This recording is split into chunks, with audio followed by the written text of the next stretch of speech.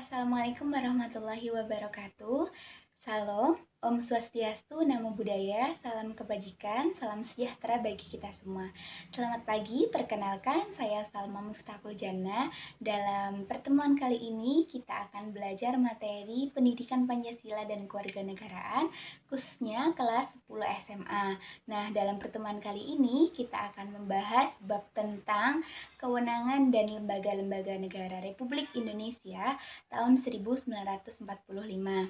Nah, dalam bab ini ada 4 sub pokok bahasan yang akan kita bahas. Yang pertama, kita akan membahas atau belajar tentang suprastruktur dan infrastruktur sistem politik Indonesia. Yang kedua, kita akan belajar tentang lembaga-lembaga negara Republik Indonesia menurut Undang-Undang Dasar tahun 1945. Dan yang ketiga, kita akan belajar bagaimana tata kelola pemerintahan yang baik atau biasa kita sebut sebagai good governance. Dan yang terakhir, kita akan belajar materi tentang sistem atau partisipasi warga negara Indonesia dalam sistem politik Indonesia. Sebelum kita masuk ke dalam 4 bahasan pokok ini, kita ulas dulu apa itu sistem politik. Sistem politik sendiri berasal dari 2 kata. Yang pertama, sistem, dan yang kedua, politik. Sistem sendiri berarti kesatuan daripada unsur-unsur di mana dalam pembentukannya saling terikat satu dengan yang lainnya. Kemudian yang kedua, politik. Politik sendiri secara bahasa Arab berarti siasah atau dalam bahasa Indonesia berarti strategi. Kemudian, apa sih pengertian daripada sistem politik sendiri? Sistem politik sendiri berarti keseluruhan kegiatan politik dalam negara ataupun masyarakat di mana dalam penerapannya berupa penerapan nilai-nilai dasar kepada masyarakat di mana saling berhubungan satu dengan yang lainnya. Seperti itu. Kemudian, ciri-ciri daripada sistem politik sendiri adanya interaksi, adanya mekanisme kerja, adanya tujuan, kemudian memiliki kompetensi atau komponen-komponen yang di dalamnya juga memiliki fungsi yang berbeda-beda pula. Kemudian ciri-ciri dalam sistem politik sendiri juga adanya kebudayaan politik dan kemudian pada tingkat yang berbeda-beda pula sesuai dengan porsinya masing-masing. Kemudian secara umum, sistem politik itu ada 2 macam. Yang pertama, suprastruktur dan infrastruktur sistem politik Indonesia. Suprastruktur sendiri dimaknai sebagai struktur politik dalam pemerintahan yang berkaitan dengan lembaga-lembaga negara, di mana suprastruktur itu memiliki kekuatan sebagai pembuat keputusan yang sah, yang di dalamnya juga terdapat klasifikasi. Nah, ada 8 macam klasifikasi yang terdapat dalam suprastruktur politik Indonesia. Yang pertama, ada MPR yang sejajar dengan DPR dan juga DPD, kemudian ada Presiden dan Wakilnya, kemudian ada MA yang sejajar dengan MK, kemudian ada KY, dan yang terakhir ada BPK. Kemudian masuk ke dalam infrastruktur sistem politik Indonesia. Infrastruktur sendiri dimaknai sebagai mesin politik dalam masyarakat, di mana berdiri dari beberapa kelompok yang memiliki persamaan seperti persamaan ekonomi, persamaan sosial, persamaan tujuan, dan sebagainya. Kemudian, klasifikasi di dalam infrastruktur sistem politik itu ada 4 golongan. Yang pertama, kita temui atau biasa kita sebut sebagai partai politik. Nah, contoh daripada partai politik itu seperti Partai Nasdem, Partai Demokrat, Partai PAN, Partai PDIP, dan partai-partai yang lainnya. Kelompok yang selanjutnya yaitu kelompok kepentingan atau biasa disebut sebagai interest group. Contoh dari kelompok kepentingan ini seperti Serikat Buruh, Serikat Dagang, dan LSM atau Lembaga Swadaya Masyarakat. Kemudian memasuki klasifikasi yang ketiga, yakni kelompok penekan atau biasa disebut sebagai pressure group, yaitu para demonstran yang melakukan demonstrasi di mana kepada birokrasi di mana atas kebijakan-kebijakan yang dibuatnya tersebut bersifat menyimpang dari kepentingan-kepentingan rakyat. Kemudian yang terakhir yakni media komunikasi politik, di mana memiliki 2 macam media. Yang pertama media cetak, contohnya itu seperti buku, seperti tabloid, majalah, poster. Kemudian media yang kedua yaitu media elektronik atau media visual. Contohnya itu seperti pelayanan internet, televisi, radio, dan sebagainya.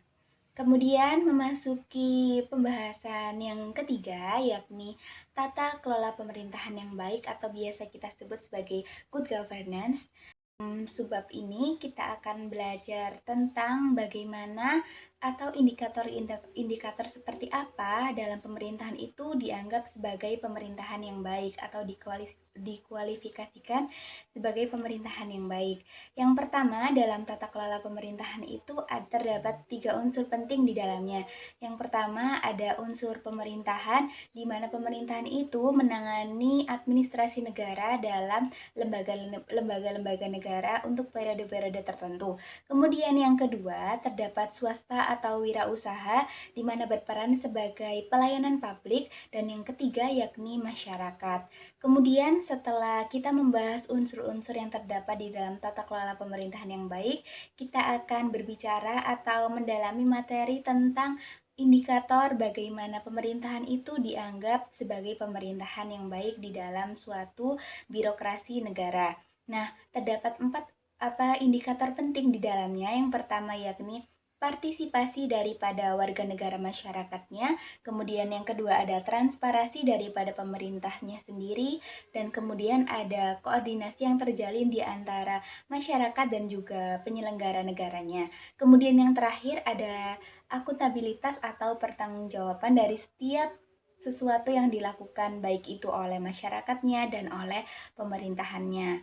Nah, setelah kita ketahui apa aja yang ada di dalam unsur-unsur tata kelola pemerintahan yang baik, kemudian indikator pemerintahan yang baik itu seperti apa, kemudian kita akan membahas tentang ciri-ciri tentang pemerintahan yang baik itu seperti apa dan sebagaimana mestinya itu yang bagaimana.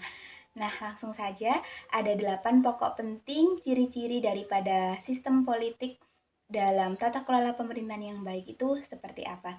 Yang pertama ada partisipasi daripada warga negaranya sendiri, kemudian ada supremasi hukum yang ditegakkan sesuai dengan hukum yang berlaku dan telah disepakati oleh negara tersebut.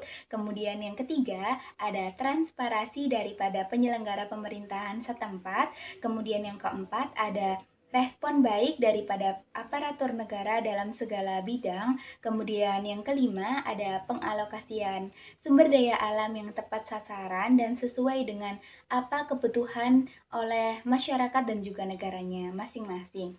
Kemudian yang selanjutnya yang keenam yaitu pertanggungjawaban daripada penyelenggara pemerintahan atas segala kebijakan dan keputusan yang telah diambil. Kemudian yang ketujuh yakni visi daripada pembangunan yang luas untuk negaranya lebih maju lagi. Kemudian yang terakhir yang kedelapan yakni orientasi tinggi terhadap tujuan negara. Nah, setelah kita bahas tentang indikator, kemudian unsur-unsur, kemudian ciri-ciri dalam tata kelola pemerintahan yang baik, kita berharap semoga dalam birokrasi ini di negara Indonesia, semoga tidak ada lagi atau berkurangnya kasus korupsi atau kasus-kasus penyelewengan dana dan kasus-kasus atau kegiatan ataupun suatu hal yang sifatnya itu tidak bersimpangan atau yang sifatnya itu tidak berkesinambungan dengan kepentingan rakyat, yang tentunya hal tersebut lebih condong atau dominan kepada kepentingan pribadi ataupun kepentingan golongan. Seperti itu. Kemudian masuk dalam pembahasan yang terakhir dalam bab kewenangan dan lembaga-lembaga negara Republik Indonesia menurut Undang-Undang Dasar tahun 1945, yakni bab partisipasi warga negara di dalam sistem politik Indonesia. Nah, di dalam submateri ini kita akan belajar apa aja sih? Kita pahami dulu bagaimana peran serta yang dapat kita lakukan sebagai warga negara Indonesia di dalam kontribusi kita yang kita lakukan di dalam sistem politik Indonesia. Nah, partisipasi warga negara sendiri merupakan peran serta warga negara secara individu ataupun kolektif di dalam suatu kelompok dengan tujuan yakni untuk mempengaruhi keputusan-keputusan politik yang dibuat oleh para birokrasi. Nah, di dalam Partisipasi kita juga bisa menerapkannya dalam 3 lingkungan. Yang pertama, lingkungan sekolah, kemudian lingkungan masyarakat, kemudian dalam lingkup kenegaraan. Nah, di dalam lingkup sekolah sendiri, contohnya itu seperti kita mengikuti pemilihan ketua OSIS, pemilihan ketua kelas, dan juga pemilihan ketua ekstrakurikuler. Kemudian di dalam lingkungan masyarakat, kita juga bisa mengikuti forum-forum dalam warga seperti rapat RW atau RW, kemudian mengikuti siskamling, kemudian ikut serta dalam pemilihan ketua RT, ketua RW, kemudian kepala desa. Sedangkan dalam lingkup negara, kita bisa mengikuti pemilu baik pemilu untuk memilih anggota legislatif maupun anggota eksekutif. Kemudian di dalam lingkup negara kita juga bisa mengikuti demonstrasi. Adapun ciri-ciri daripada partisipasi warga negara di dalam sistem politik Indonesia. Yang pertama yaitu rasa nasionalisme yang tinggi atau rasa cinta tanah air yang tinggi terhadap bangsa Indonesia. Kemudian yang kedua, menjunjung tinggi demokrasi serta hak asasi manusia yang berlaku di negara Indonesia. Yang ketiga, adanya kelompok yang diperintah dan kelompok yang memerintah. Kemudian ciri-ciri yang selanjutnya yaitu rasa kebangsaan atau wawasan kebangsaan yang tinggi, kemudian memiliki rasa keadilan sosial. Sudah selesai pemaparan materi atau penjelasan materi PPKN kelas 10, materi bab tentang kewenangan dan lembaga-lembaga negara menurut Undang-Undang Dasar tahun 1945. Tetap terapkan 3M, menjaga jarak, memakai masker, serta sering-sering mencuci tangan. Stay safe and stay healthy. Sampai jumpa di pertemuan selanjutnya. Wassalamualaikum warahmatullahi wabarakatuh.